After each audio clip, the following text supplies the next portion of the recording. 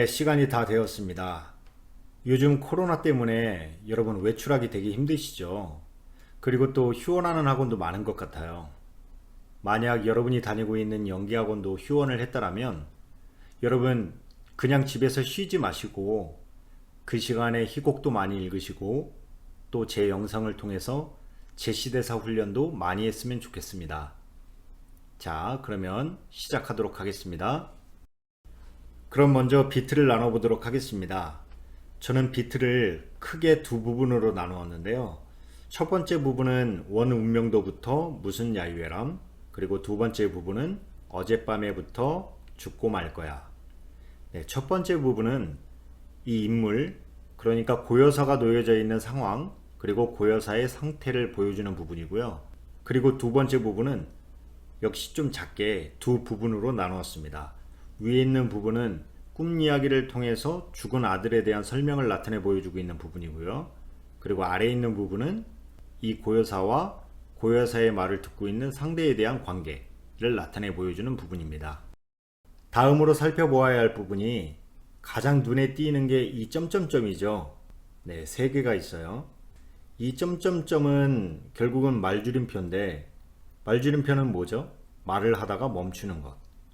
멈추는 것, 멈춘다, 말을 하다가 멈춘다. 그럼 여러분 뭐가 생각나나요? 사이죠. 사이. 그러면 왜 멈출까요? 뭔가 감정이 바뀌거나 아니면 어떠한 행위가 들어갈 때 그때 사이가 생기게 됩니다. 자, 그러면 첫 번째 사이, 이 첫 번째 점점점부터 한번 살펴보도록 하겠습니다. 첫 번째 부분은 우리가 아까 비트 나누기를 할 때 살펴보았던 것처럼 전체적으로 지금 고여사가 처해져 있는 상황에 대해서 불만, 불평을 하고 있는 부분입니다. 그렇기 때문에 감정적으로만 봤을 땐 감정이 바뀌는 부분이 아니에요. 그렇다면 감정이 바뀌는 부분이 아니라면 그러면 우리가 생각해야 될 부분은 상황입니다. 그렇죠? 고여사는 지금 죄수들과 함께 있는 거예요. 그래서 결코 큰 소리로 그들한테 불평불만을 말할 수가 없는 거죠. 어떻게 알 수 있냐면 이 감탄사 아가 점점점 앞에 있는 문장에 붙어 있기 때문이에요. 만약에 이 점점점 뒤에 있는 문장에 붙어 있다라고 한다면 그때는 죄수들한테 일부러 큰 소리로 들으라고 큰 소리로 말하는 게 될 텐데 이 점점점 앞에 있는 문장에 붙어 있기 때문에 전체적으로 지금 고여사가 불만 불평을 하고 있다가 자신의 감정이 커져서 자신도 모르는 사이에 언성이 높아지게 된 거죠. 그리고는 이 점점점에서 눈치를 보게 되고 죄수의 눈치를 보게 되고 그 다음으로 목소리가 작아지게 되는 거죠. 그리고 두 번째 점점점은 울먹거림, 목이 메어서 말을 채 이어나가지 못하는 그런 감정적인 부분이라는 것을 우리가 알 수 있는데요. 어떻게 알 수 있느냐? 첫 번째는 이 죽은 아들이 결혼하기 바로 직전에 죽었어요. 그 얘기는 무슨 얘기냐? 굉장히 젊었을 때 죽었다는 얘기고요. 그리고 행복할 날을 바로 앞에 두고 죽었다는 얘기가 돼요. 그러니 엄마 입장에서 얼마나 마음이 아프겠어요. 그리고 두 번째는 이 아들이 교통사고로 죽은 거예요. 그 얘기는 무슨 얘기냐면 만약에 질병으로 죽었다라고 한다면 그 죽음을 엄마가 어느 정도는 예상을 했을 텐데 교통사고로 죽었다라는 건 갑자기 느닷없이 죽었다는 얘기가 되니까 그 충격이 엄마한테는 너무나도 컸겠죠.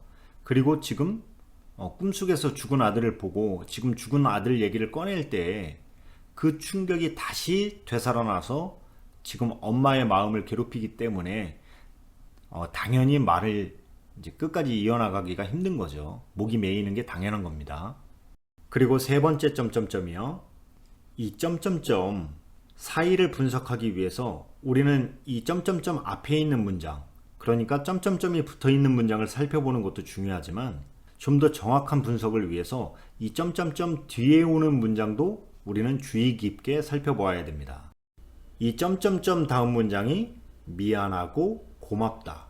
결혼도 안 한, 결혼을 못 한 거죠. 그래서 미안한 거고 결혼도 안 했는데 마치 결혼한 것처럼 나를 시어머니처럼 대해준단 말이에요. 그러니까 고마운 거죠. 이 점점점에서는 이 고마움을 표현하기 위해서라도 시선으로 표현을 해준다든지 아니면 앞에 있는 상대의 두 손을 꼭 잡아주는 것처럼 그런 행위들로 이 점점점을 채워주면 좋을 것 같습니다. 자, 정리를 해보자면요. 첫 번째 점점점은 톤이나 볼륨의 변화, 그러니까 소리의 지향성을 달리해주는 거죠. 그리고 두 번째는 울먹임, 목매이는, 그리고 세 번째는 시선이나 행동으로 이 점점점을 채우면 되는 겁니다. 그럼 오늘의 키워드를 위해서 좀 더 자세히 대사를 하나하나 분석하는 시간을 갖도록 하겠습니다. 먼저 나는 누구죠? 네, 나는 시어머니처럼 대함을 받는 사람이에요. 그럼 누가 시어머니처럼 대해주는 거죠? 결혼도 안 한 여자. 결혼도 안 했어요. 누구랑 결혼을 안 했죠? 결혼할 날만 기다리고 있던 나의 죽은 아들.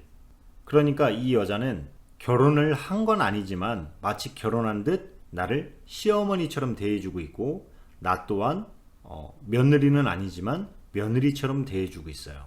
이 둘의 관계는 이제 확실해졌죠. 그러면 지금 이 여자 둘만 있어요. 여자 둘. 그런데 이 여자 둘이 어디에 있는 거죠? 네, 죄수들하고 야유회에 와 있어요. 그리고 이 야유회에 와서 죽을 고생을 하고 있어요. 여러분, 야유회라는 것은 놀러 가는 거 아닙니까? 이들도 야유회에 올 때는 당연히 노는 거라고 생각을 했겠죠. 근데 와서 죽을 고생을 하고 있습니다. 자, 그럼 이 여자 둘은 왜 야유회까지 와서 죽을 고생을 하고 있는가? 원래는 성금만 전하면 되는 거였어요. 누구한테? 죄수들한테. 그런데 성금만 전하면 됐는데 왜 야유회를 오게 됐는가? 자발적으로? 아니죠. 여기 대사가 있잖아요. 마음이 내키지 않았어. 마음이 내키지 않았는데 왔다라는 건 누군가가 권유를 했다거나 아니면 다수의 선택에 어쩔 수 없이 나도 따라야 했다. 그러면 여기서 그 다수는 누굴까요? 네, 죄수들한테 성금을 전하는 사람들. 그러니까 나도 죄수한테 성금을 전하는 사람인데 나 말고 많은 사람들이 죄수한테 성금을 전하는 사람들이 있었던 거죠. 그 사람들이 성금만으로는 부족하니까 우리 야유회를 통해서 죄수들한테 뭔가 봉사를 좀 하자. 이렇게 권유를 하게 됐던 거죠. 그래서 마음엔 내키지 않았지만 어쨌든 따라왔어요. 따라왔는데 생각과 다르게 너무 많은 고생을 하고 있는 거죠.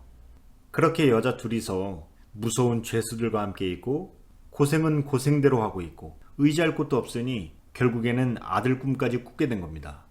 그런데 아들 꿈이 고여사한테 위로가 되었을까요? 아니죠. 오히려 아픔을 떠올리게 했습니다. 자, 여기서 오늘의 키워드. 오늘의 키워드 뭐였죠? 네, 속마음, 겉마음. 여기 아래 보니까 미안하다, 고맙다 이렇게 상반된 감정의 대사가 있어요. 이럴 때는 어떻게 연기해야 된다 한번 말씀드린 적이 있는데 기억하시나요? 네, 이럴 때는 단어의 색, 그러니까 감정의 색을 담아서 연기해야 된다. 그러면 어떤 말이 진심일까요? 어떤 말이 속마음일까요? 물론 둘 다 진심이겠죠. 그 중에 가장 큰 게 무엇일까요? 네, 고맙다죠. 그래서 뒤에 있는 겁니다. 그래서 왜 뒤에 오는 것이냐? 첫째, 앞의 말보다 뒤에 오는 말이 더 기억하기 쉽기 때문에 뒷말에 진심을 담는 겁니다. 그리고 두 번째는 진실의 말을 하기 위해서 앞에 서두를 두는 경우가 있어요. 예를 들면 너는 참 착하지만 공부를 못해. 또 너는 눈, 코, 입 다 크고 얼굴도 커. 여기에서 착하다는 말을 하고 싶은 걸까요? 아니면 공부를 못한다는 말을 하고 싶은 걸까요? 아니면 눈, 코, 입 다 크다는 얘기를 하고 싶은 건가요? 아니면 얼굴이 크다는 얘기를 하고 싶은 걸까요? 그렇죠. 그렇기 때문에 고맙다가 더 진실이다. 미안하다는 겉마음이고 고맙다는 속마음이다. 마찬가지로 그 아래 1번 문장과 2번 문장이 있습니다. 서로 상반된 문장이죠. 자, 어느 쪽이 더 진실한 감정일까요? 어느 쪽이 더 속마음일까요? 당연히 2번이죠. 1번은 시집 가라. 2번은 가지 말라. 서로 상반되잖아요. 1번 문장 같은 경우는 결혼을 안 했으니까 미안한 거고 미안하기 때문에 어쩔 수 없이 시집 가라고 허락을 해주는 거죠. 그러니 이 문장이 겉마음 문장이고 두 번째 문장은 속마음 문장이다. 자, 그러면 이 속마음 문장은 말 그대로 속마음 문장이니까 1번 문장처럼 겉으로 연기를 하면 안 되겠죠. 자, 그러면 어떻게 연기를 해야 되느냐? 가장 좋은 방법은 1번 문장을 마치고 자리를 뜨면서 혼잣말처럼 살짝 흘리는 거예요. 하지만 다 들리게. 그래서 시집을 가라. 하지만 나는 가지 않았으면 좋겠다. 하고 자신의 속마음을 얘기를 해주는 겁니다. 네, 지금까지 함께 하신 여러분 수고 많이 하셨습니다. 그리고 혹시 연기학원을 다니고 있지 않으신 분들은 저에게 영상 찍어서 메일로 보내주세요. 그러면 제가 단메일로 코멘트를 보내드리도록 하겠습니다.